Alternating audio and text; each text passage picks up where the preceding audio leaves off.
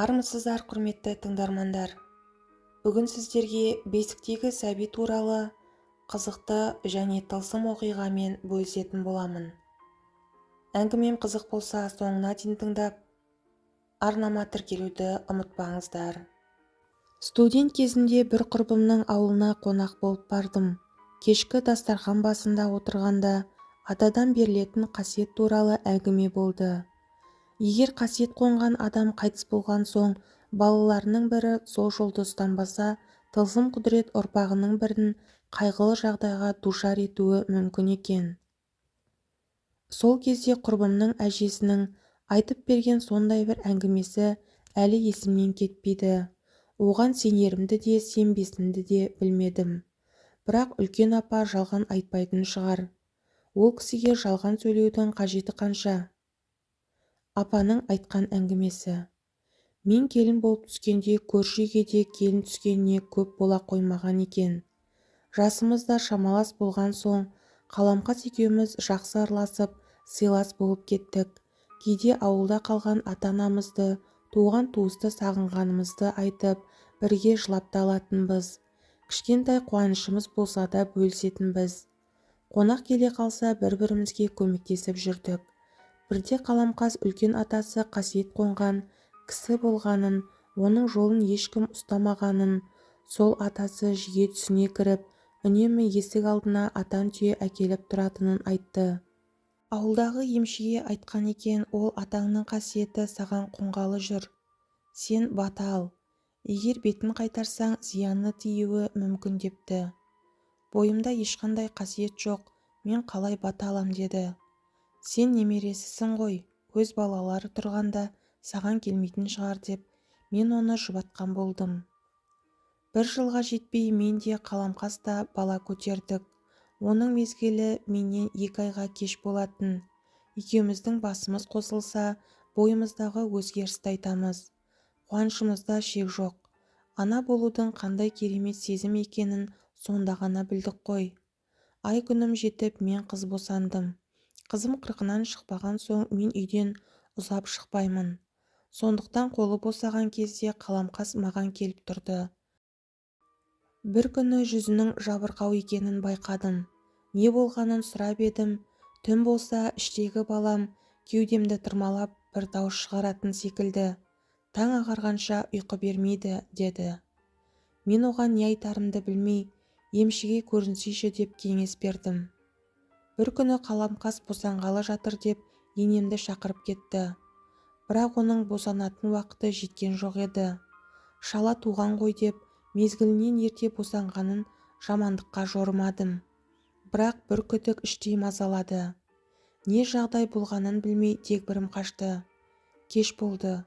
Түс ауа кеткен енем әлі де келмей қойды. Кеш қарая енем де келді әйтеуір. Бас салып сұрауға қымсындым. Өзі де ештеңе дей қоймады. Кешкі астан кейін шай ішіп отырғанда әңгімемді өзім бастадым. Қаламқас ұл тапты ма, қыз ба деп сұрадым. Енем әр кездегідей сабырлы мінезімен сәл үнсіз отырды да, айтарға тілім бармайды деді. Шыдай алмай тыныштық па деп сұрадым. Құдай басқа бермесін. Аяқ-қолының тырнақтары сояудай, түрі адам деп айтуға келмейтін бірдеңе өлі туылды деді. Содан кейін қаламқас біраз уақытқа дейін үйінен шықпай қойды. Бір күні енемнен қызымды алып қаламқасқа барып келейін деп сұрадым. Енем өзің барып көңілін аулап қайт, сенің балаңды көрсе көңілі бұзылар.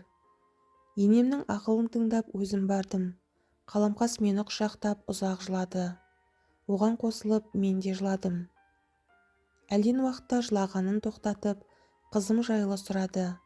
Қылықтарын айтып едім, ол да мәз болып көңілденді. Қайтарда мен баладан шыға алмаймын, сен келіп тұрсайшы дедім. Ертесіне-ақ ол үйге келді. Содан кейін жиі келіп, қызымды ойнатып кетіп жүрді. Көп ұзамай қаламқас қуанышты хабармен келді. Тағы аяғы ауыр екен. Бала көтеру ана үшін қандай қуаныш екенін тек ана ғана түсіне алады. Қаламқас үшін қатты қуандым. Алладан аман-есен аяқ-қолын бауырына алып, сәбиін бауырына басса екен деп тіледім. Ай күні жеткенде қаламқас қыз тапты. Ауыл болып шілдехана тойын өткіздік. Қаламқастың қызы әлі 40-нан шықпаған соң мен барып тұрдым. Өзімше білгенімді үйретіп жүрдім. Бір күні қаламқас бала қанша айлығында сықылықтап күледі деп сұрады. Ойымда ештеңе жоқ, 3-4 айда шығар дедім. Ал менің қызым 40-нан шықпаса да сықылықтап күледі, сонда қалай болғаны деді. Мен не айтарымды білмей тосылып қалдым. Қаламқас әңгімесін жалғап, ұйықтаған соң түн ортасы ауғанда қызымның сықылықтап күлген даусынан оянамын деді. Дауысты түсіңде еститін шығарсың деп жұбаттым. Өзім де солай шығар деп ойладым. Арада 4-5 ай өткенде қаламқас көтеріліп ауырады екен деген сөз шықты. Бірақ мен ол әңгімеге сене қойғам жоқ. Өйткені қаламқасты күнара көріп жүрдім. Бойынан ондай өзгеріс байқаған емеспін. Бір күні енемді сол үйге шақырды. Келген соң енем кейінгі уақытта қаламқастың бойынан ештеңе байқамадың ба деп сұрады. Жоқ, неге сұрадыңыз дедім. Енемнің айтуынша түнде ұйықтаған кезде қызы бесіктен босанып келіп қаламқасты буындыратын көрінеді. Өлдім-ау дегенде қызының қолынан босап шығады екен. Қаламқас есін жиям дегенше қайта барып бесігіне жатып алатын көрінеді. Ол сөздерге сене қоймай түсінде қара басатын шығар дедім. Көпті көрген енем жоқ, бұл жерде бір гәп бар сияқты деді. Келесі күні қаламқастың халін білуге бардым. Ол өте көңілсіз екен. Мән-жайды қалай сұраудың да жөнін таппай отырғам. Өзі сөз қозғады. Енемнің айтқанын қайталады. Ұйықтағанда бастырылып қалып жүрген шығарсың, ол түсің болар дедім. Жоқ. Оянып көзімді ашқанда қызымның маған қарап сықылықтап күліп, бесігіне барып қайда жатқанын анық көрем деді. Мен не айтарымды білмедім. Екеуміз құшақтасып жылауға ғана шамамыз жетті.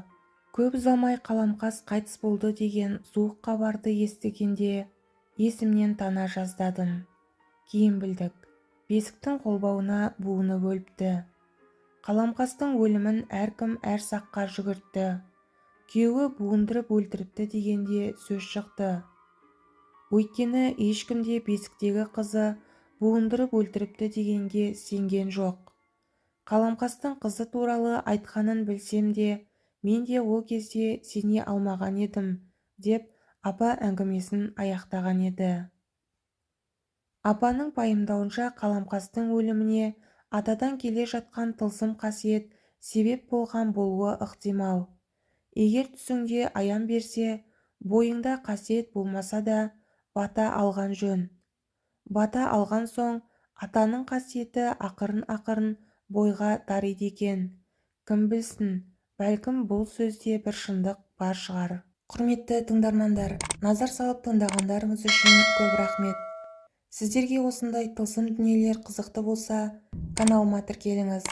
Алдағы уақытта сіздерге басқа да оқиғалармен бөлісетін боламын.